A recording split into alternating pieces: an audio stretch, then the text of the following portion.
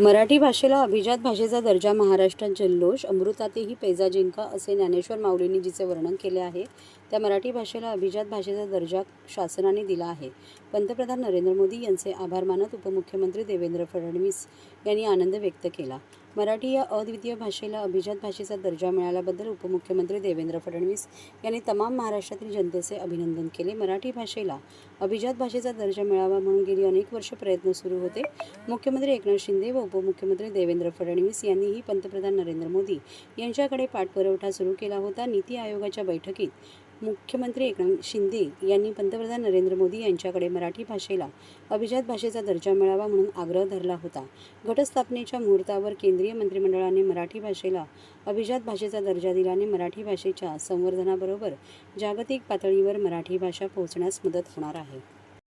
माननीय प्रधानमंत्री नरेंद्र मोदीजी आणि संपूर्ण केंद्र सरकारचे मी मनापासून आभार मानतो की इतक्या वर्षाची मागणी मराठी भाषेला अभिजात भाषेचा दर्जा द्या, ही मागणी माननीय मोदीजींनी आणि मंत्रिमंडळाने मान्य केली आणि आजपासून आपली मराठी भाषा ही अभिजात भाषा म्हणून गणली जाणार आहे.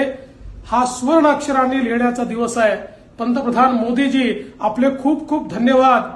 महाराष्ट्र सरकारने मी मुख्यमंत्री असताना आणि आता देखील माननीय एकनाथराव शिंदेजींच्या नेतृत्वात सातत्याने पाठपुरावा केला, प्रयत्न केला, पुरावे दिले आणि आज हे सगळे पुरावे मान्य होत मराठी भाषा ही अभिजात भाषा झाली आहे.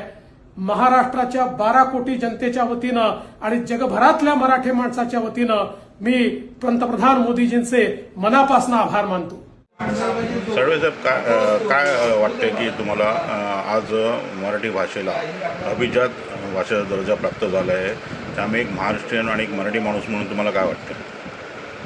मराठी माणूस म्हणून मला महाराष्ट्रातल्या मराठी या मायबोलीला उशिरा का होईना पण न्याय दिल्याबद्दल एक स्वाभिमानाने मान उंचावलेली आहे. मात्र या महाराष्ट्रामध्ये मराठी माणसाचं राज्य असताना, मराठी माणसाचं राज्यकर्ते असतात, सत्ताधारी असतात, मंत्री महोदय, आमदार, खासदार असताना देखील मराठीला अशा प्रकारचा राज्यस्तरीय दर्जा देण्याचा जो विलंब झाला, दिरंगाई झाली, याबद्दल मनात निश्चितच खंत आहे. मराठी भाषा ही सर्वात सोपी आणि आटोपशीर अशी भाषा आहे आणि तिला मराठी भाषेला राज्यस्तरीय दर्जा देण्याचा हा जो प्रस्ताव आहे अनेक वर्षापासून प्रलंबित होता, परंतु महायुती सरकारने याची दखल घेऊन मराठी भाषेला आणि मराठी माणसाला न्याय दिला. त्याबद्दल मी सर्व महाराष्ट्रीय लोकांच्या वतीने त्याचे आभार व्यक्त करतो. मराठी माणसांचं खूप वर्षाचं स्वप्न होतं की मराठीला अभिजात भाषेचा दर्जा मिळावा आणि ते नवरात्रात पूर्ण झाले. खरोखरच उशीर झाला आहे, ठीक आहे, पण खरोखरच सरकारचे आभार मानायला हवे. विशेषतः देवेंद्र फडणवीसांचे की त्यांनी हा दर्जा मिळावा, मराठी भाषेला हा गौरव मिळावा म्हणून प्रयत्न केले. धन्यवाद.